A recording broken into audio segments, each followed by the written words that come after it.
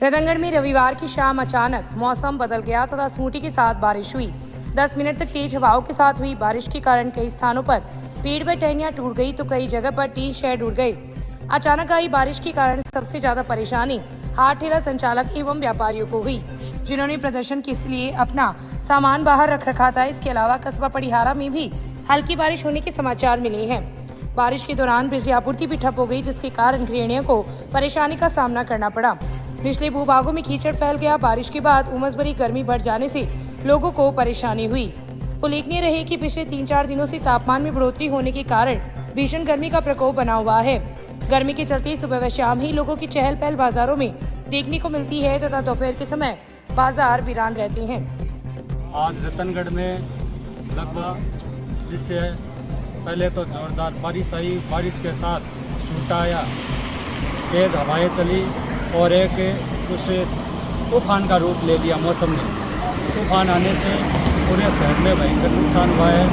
हमारे roadways bus stand पर जो बस स्टैंड का छपरा था वो उड़ गया और ट्रेनें थी वो उड़ गई। लोगों को काफ़ी नुकसान हुआ है, तार भी टूटे हैं, लेकिन यह गनीमत रही कि यहाँ पर कोई जनहानि नहीं हुई।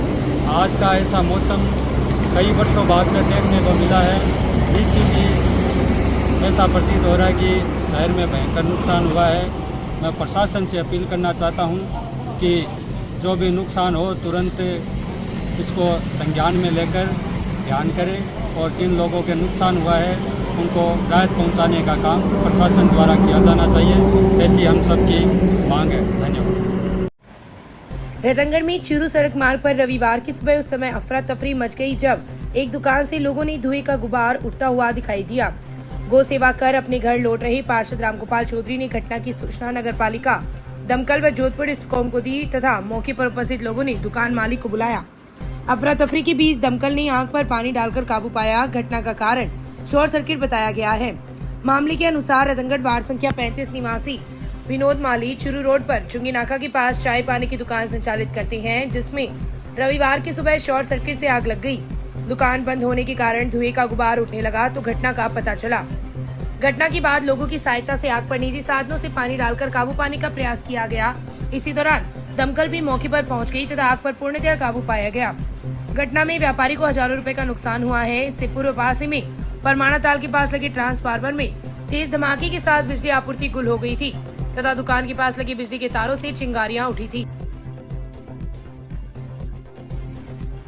शहर की ट्रैफिक व्यवस्था इन दिनों राम भरोसे है। बेतरतीब ढंग से बाजारों में वाहन खड़े रहने, नो एंट्री के समय भारी वाहनों का बाजारों में प्रवेश एवं ट्रैफिक कर्मचारियों की लापरवाही से लोगों को परेशानी का सामना करना पड़ता है।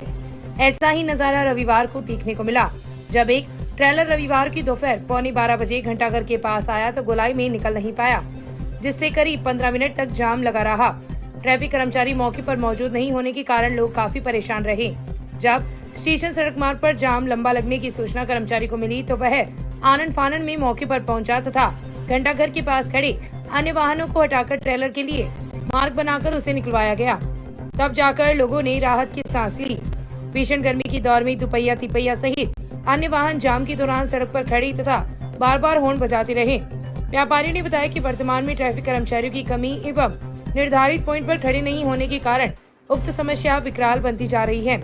साथ ही भारी वाहनों को बाजार में प्रवेश सुबह एवं शाम को ही दिया जाना चाहिए। शादी कर 7 जन्मों का साथ निभाने वाली एक लुटेरी दुल्हन शादी के 20 दिनों में ही लाखों की चपत लगाकर फरार हो गई। लुटेरी दुल्हन द्वारा इस घटना को पहली बार अंजाम नहीं दिया गया, बल्कि इससे पहले भी 5 घटनाएं अंजाम दे चुकी है। इसके अलावा लूट व डकैती की भी कई घटनाएं घटित कर चुकी है।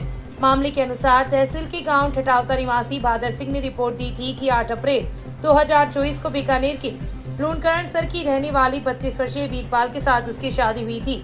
यह शादी राजगढ़ के गांव रावतसर कुजला निवासी महेंद्र सिंह जाट ने करवाई थी। महेंद्र सिंह के कहने पर वह और उसका बहनोई श्याम सिंह लूणकरण सर के गाँव राजपुरिया निवासी प्रेम सिंह के घर पर गई थी, जहाँ पर प्रेम सिंह ने कहा कि उसके साले की बेटी है जो शादी योग्य है तथा उसका लालन पालन उसके द्वारा ही किया जा रहा है। जब लड़की को देखा तो उसके साथ एक और लड़की थी, जिसका परिचय लोगों द्वारा मनु भाटी के रूप में करवाते हुए कहा कि वह वीरपाल की सहेली है। इस दौरान सब कुछ फाइनल हो गया तथा शादी के लिए लोगों ने 2.5 लाख रुपए नकद लिए। इसके बाद कोर्ट में शादी संपन्न हुई। शादी के बाद दुल्हन की सास ने उसे विभिन्न प्रकार के सोने चांदी के आभूषण दिए तथा गांव ठहरावता आ गए। शादी के 20 दिन बाद मनु भाटी व अन्य लोग आए तथा रात्रि में वीरपाल को भगा कर ले गए। जाते समय वीरपाल अपने साथ लाखों रुपए के आभूषण व नकदी रुपए भी लेकर चली गई। सुबह उठकर देखा तो वीरपाल नहीं मिली, जिसे बाद पुलिस ने मामला दर्ज करवाया गया। प्रकरण में पुलिस ने कार्यवाही करते हुए लुटेरी दुल्हन वीरपाल एवं उसके साथी प्रेम सिंह राजपूत निवासी राजपुरा कालू को गिरफ्तार किया है। प्रकरण की जांच कर रहे सब इंस्पेक्टर देवी साय ने बताया कि वीरपाल 3 बच्चों की मां है तथा पति व बच्चों को छोड़कर वह उक्त कार्य में लिप्त है। वीरपाल ने अब तक एलानाबाद, नागौर, लुनकरसर, रावसर, नेचवा में शादी कर ससुराल पक्ष के लोगों को लाखों रुपए की चपत लगा चुकी है। इसके अलावा ट्रक चालकों के साथ लूट की वारदातों को भी अंजाम दिया है। ये बहादुर सिंह सनोफ रतन सिंह राजपूत निवासी ठटावता ने मुकदमा दर्ज करवाया 5 तारीख को कि मेरी शादी प्रेम सिंह सनोफ रतन सिंह राजपुरा का निवासी है और एक वीरपाल बावरी और एक महेंद्र सिंह वगैरह ने शादी के लिए मेरे को कहा कि वीरपाल एक हमारी लड़की है, हम शादी करवा देंगे। तो मेरे से उन्होंने रुपए ले लिए और 8 अप्रैल को उन्होंने मेरे साथ में शादी करवाई। वीरपाल बावरी है वो पहले से शादीशुदा थी और उसने 28 तारीख को रात को सोते हुए को छोड़ गई और जेवरात तथा नकदी चोरी कर ले गई, जिस पर प्रकरण दर्ज किया गया।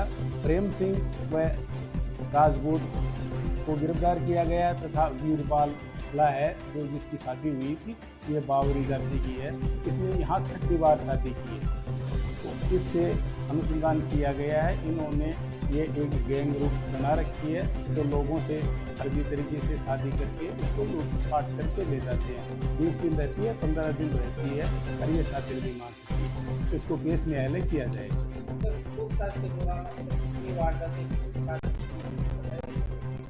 इसने ये अब यहाँ 6ठी शादी की है।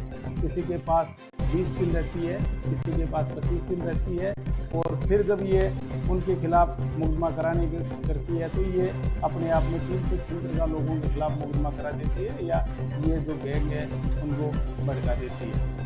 वो अपराध की सूचना तक भी कई आदमी नहीं देते।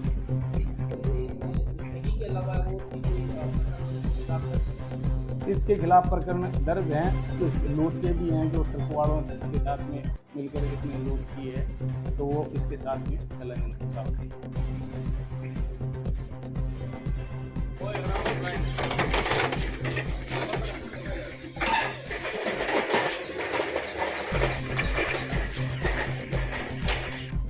शुरू आने वाली डेमो ट्रेन की चपेट में आने से महिला घायल हो गई। हादसे में महिला का एक हाथ और एक पैर कटकर अलग हो गया।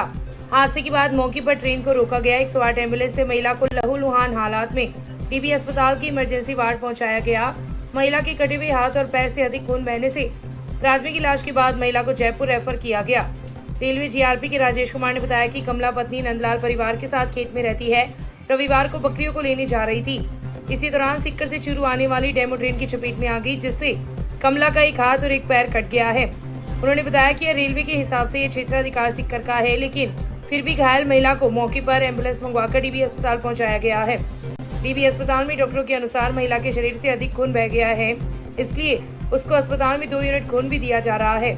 महिला की हालत गंभीर होने पर प्राथमिक इलाज के बाद उसे जयपुर रेफर किया गया। सुजानगढ़ की गोपालपुरा रोड पर देर रात बाइक पर सवार 3 युवकों को अज्ञात वाहन ने टक्कर मार दी, जिससे 2 युवकों की मौके पर ही मौत हो गई जो भाई थे।